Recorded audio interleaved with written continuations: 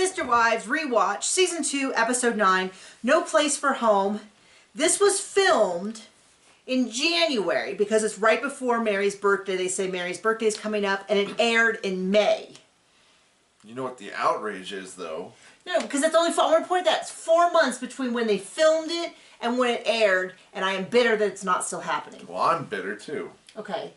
Because? They kicked out the dog punting scene. Yeah. Yeah, so that's what I had heard happen, and I now have proof that when you watch it, they completely cut out. I will try to get some footage up onto a short of what it, if I can find the old footage, which I think I can, and show you what it used to look like versus what it looks like now. They're not going to be particularly great, high quality videos, but they basically cut in. So it used to be that you came in just as Robin is like, punting the dog. And then the dog's like, "Woo!" And then like they walk. She was in front of everyone. And then they move, they rearrange so Mary can go in first. And now it's just Mary's coming around the corner and there's nothing. They cut it. So this is a short episode. So once again, it's a shorter recap. I apologize. Mary's surprise party is half of the episode. Well, I'm not going to say the boring half because the other half was also boring. And then Robin, Cody, and Mary go to Vegas to look for houses. So this is they want to move in 2 weeks because the kids, I remember this when I was a kid, we did this too, which is the semester would end right around my birthday, right around the end of January would be like the end of the semester, and then the next semester would start. So the kids are in school for another 10 days, then their semester ends. They want to move them and so they can start the next semester at the new school. The little kids do not know this. When I say the little kids, we're not talking about like just 4 and 5. We're talking about everyone but basically the oldest 5 or so. Like even some of the teenagers and pre-teenagers still don't know that they're going to be leaving their church, their friends, their school. They're not, whatever they're planning on doing next semester is not going to happen.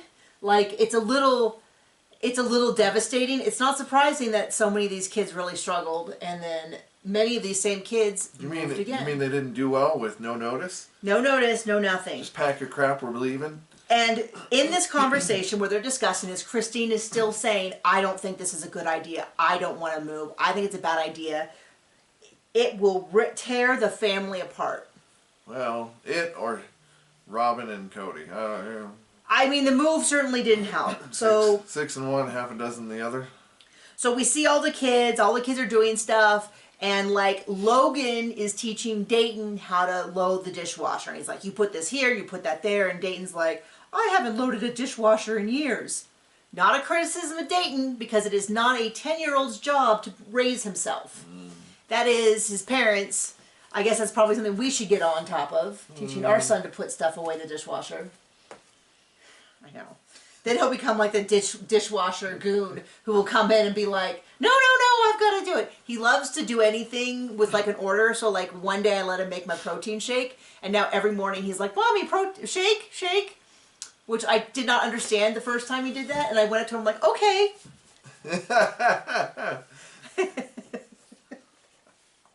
We're not the brightest. Well, he likes to wrestle. He likes to be tickled. He likes this thing where I pick him up and I'm like, I did this thing where I picked him up and he pulls his little feet up. So I was like, I pretended to like drop him. So I was like, oh, and then I caught him and he's like, ah! And he's like, again. And so when he said shake, I thought he literally meant shake. And then I realized he meant like, can I help you make a protein shake? And so now, even if I don't want a protein shake, he's like, shake, shake, shake, shake. Mommy, make shake. So he gets up in the morning, he gets dressed. It's a big thing with the dressing, because he likes to do the whole like, can I wear this? No, it's so yesterday. Is this dirty or clean? Oh no, it's dirty. It goes in the dirty laundry. He's definitely a performer. He's a performer, so we do this like, and we have to. It's like a pantomime. We're involved. We have to be like, oh no, that's dirty, and he's like, oh no, it's dirty. Then he gets up and he makes our coffee, which is a Keurig, so it's easy. But then he does the whole thing, and he really enjoys that, and he feeds the dogs, and now he's like, comes in and like pressures me to make the shake. And So, anyway. Sorry. So yeah, so Logan is raising Dayton. So that's nice. Christine and Janelle are planning the party because Mary's surprise is coming up. And that's what we see while everyone else is in Vegas. So for that, it was like, they're going to do it in the 70s because she's born in the 70s. They go to a costume store. They pick out outfits. They rent a disco ball, which you thought was really weird. And then when I saw Apparently it... you can rent those. When I saw it, it wasn't even, like, it was like a huge... Okay, so I have a ring light right here. It's on a stand. It's kind of like that. It's on a big stand, and it kind of hangs out maybe 2 feet.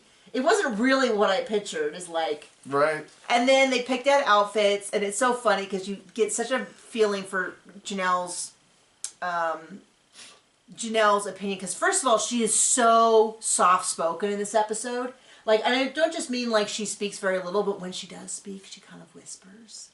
Which is interesting. And I wonder how much her living on her own without a husband and a father for her children made her sort of metaphorically raise her voice, or whether that was still about not being comfortable on camera. It's one of the weird things about reality TV is you don't really know who people are, even if they're trying to be honest, because some people are just so camera shy.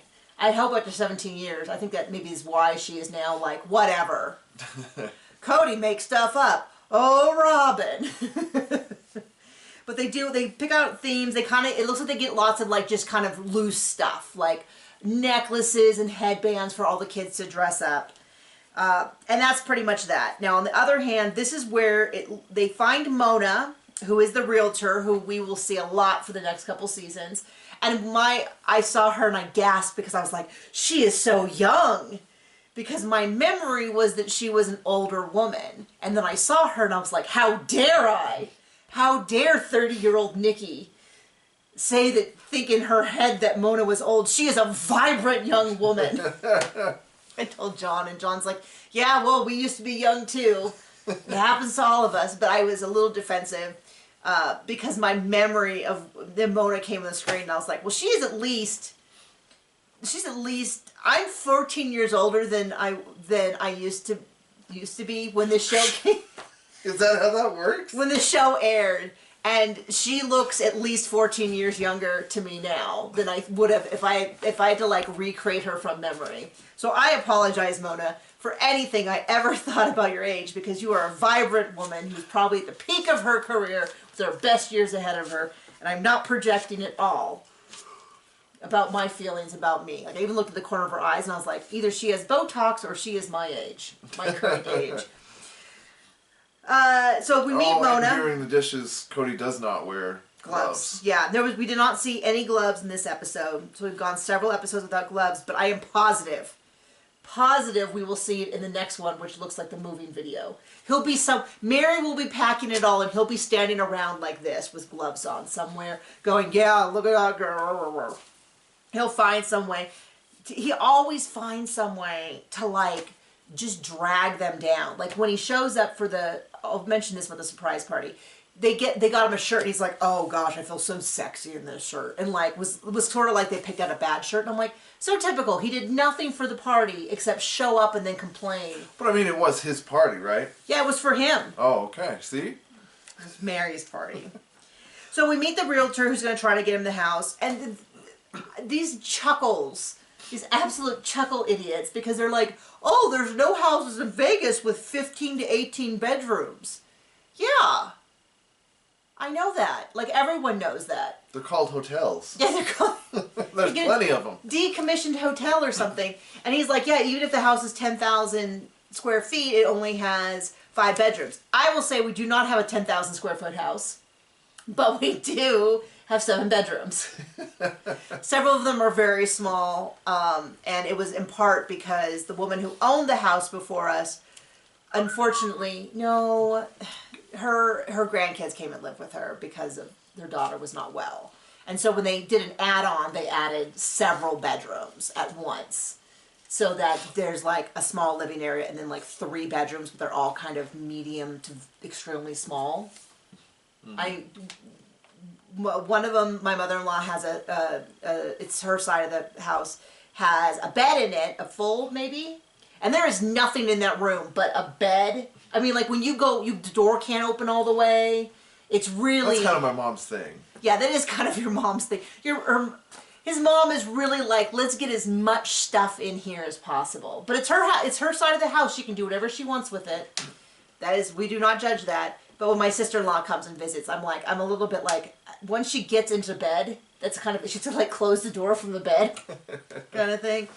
But yes, they can't get a house with 20 bedrooms or 15 bedrooms. I know, shocking to all of us who live in reality. I'm also like, why would you move to Vegas if that is what you wanted? Because there's probably a lot of places in Nevada they could have bought a hunting lodge. Yeah. A lot of places have hunting lodges. We have, where we basically have a big, huge kitchen. You have lots of stuff. They were not going to find a place in Vegas, a polygamous house. But they kind of make it sound like they were so shocked by this news. Like, I think it's Germany where when you rent an apartment, it doesn't come with a kitchen. It comes with a space for a kitchen. And then you buy the kitchen at like IKEA or something. And then you take it with you when you go. Like, that would be shocking to me. I might have it wrong about Germany. So I'm sure we have a couple of people from Europe who watch. Please, go to the comments, find the people who know what they're talking about, and they'll explain it. But some places are like that where there's certain things... when I was in college, we rented places with refrigerators because no college has refrigerators. But a lot of places you would take your refrigerator with you. So there's that. But they act like they're so shocked that most places don't have kitchens, whereas I feel like... So what you're saying is they could have just bought a dorm. Multiple kitchens. But then I feel like in the first season they were talking about how it's hard to find places to live. And so... Anyway, they're looking at 4 separate houses, and the whole time Cody's like, I don't want us to be separated. I don't want us to be separated. And I thought, well, then you maybe shouldn't have picked Vegas. Like... But that's where Robin wanted to go for her family. Well, we don't know that. We do briefly see Robin's family and what she literally... Her dad, and she says he knows the area because he lived there for many years. A lot of people have said that he lived in Vegas at the time. I will keep an ear open... But this episode did not confirm that. Or deny. Or deny it. But maybe he lives outside of town now. But we saw very, very little of him. They definitely downplayed that she had family down there. And they start going and looking at houses. And that's when you start hearing Robin say, oh, the cul-de-sac, the cul-de-sac. So I wonder if that wasn't always her plan. I have to say, though, it's not the worst plan. And So you like Robin now? No, do not.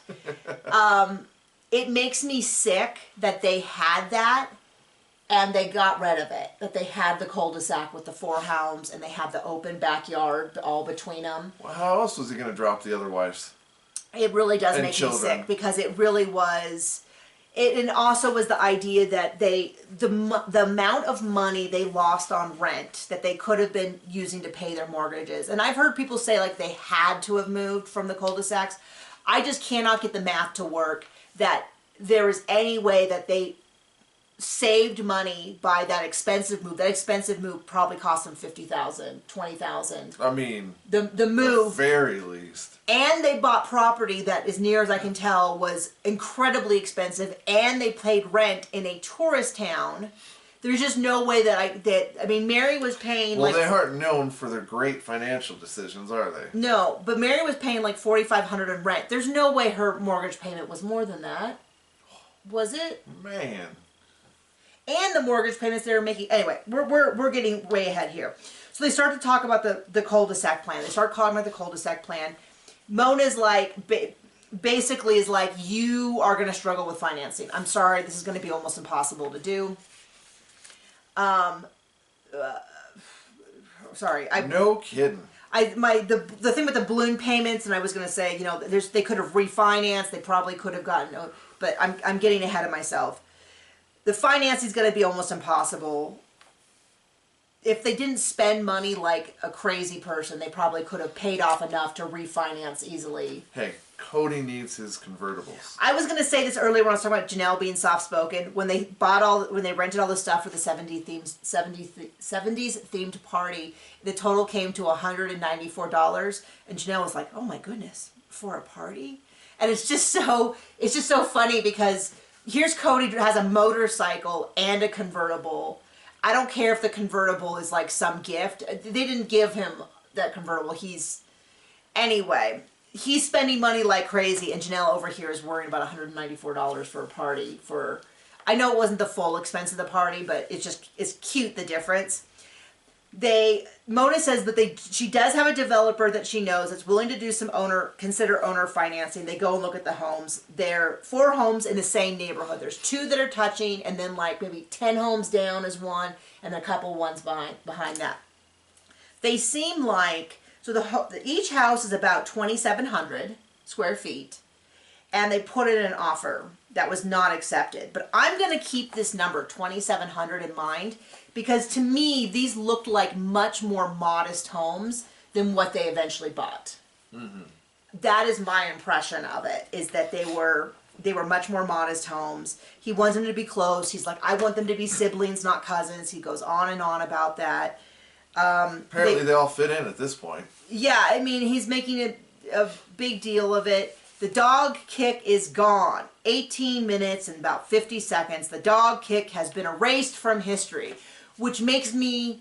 This does not surprise me that they heard the scuttlebutt and then decided to get rid of it, but it is interesting because it makes me wonder how much TLC does monitor these things. And it's interesting to me that TLC decided to get rid of it as opposed to keeping it in to keep engagement high.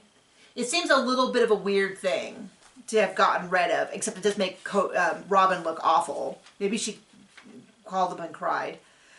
She's good at that. Something that has not been discussed that I have seen is Cody's insane sideburns.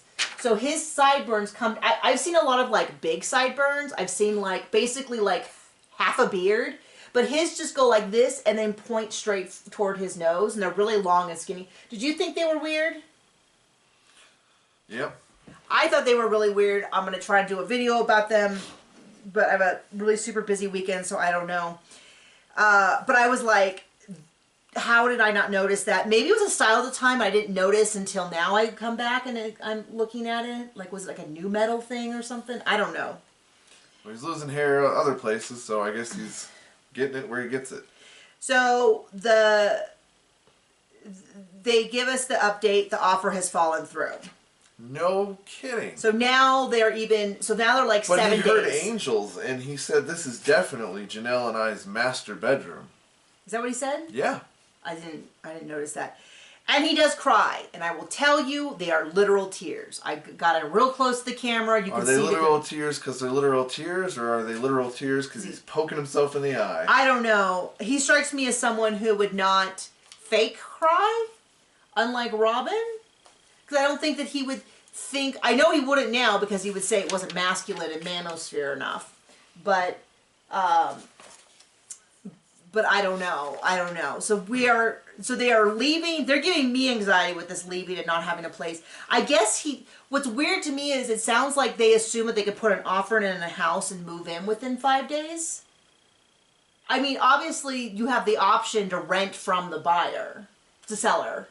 And that's an option. It's usually like unbelievably expensive. Isn't it usually like $200 a day or $300 a day or something? Whatever they charge you. Or they charge you. So, but, I mean, the houses are empty, so there's really it's not like when we bought the house and we're like, can we move in tomorrow? And she's like, hold your horses 6 weeks. Or something like that, whatever it was. But it was interesting to me that they were going to occupy the houses right away just because... I mean, I guess they're not going to do... It just seems like a huge mess. Because, like, what if you get a home inspection? Everything they do seems like a huge mess. Fair enough. Marrying 4 wives seems like a huge mess. Oh, wait. It is. So, I think we have 2 episodes left in the season. I forgot to check. They're both longer episodes, so you'll get longer recaps in the upcoming weeks. In the meantime, thank you to those who watch on Patreon for joining us early so you can watch this. Thank you for watching on YouTube. You're welcome to join the Patreon and watch these episodes early and ask stuff in the Q&A. But if you just watch on YouTube, we're also thrilled for that. So thank you so much. We'll see you. Bye.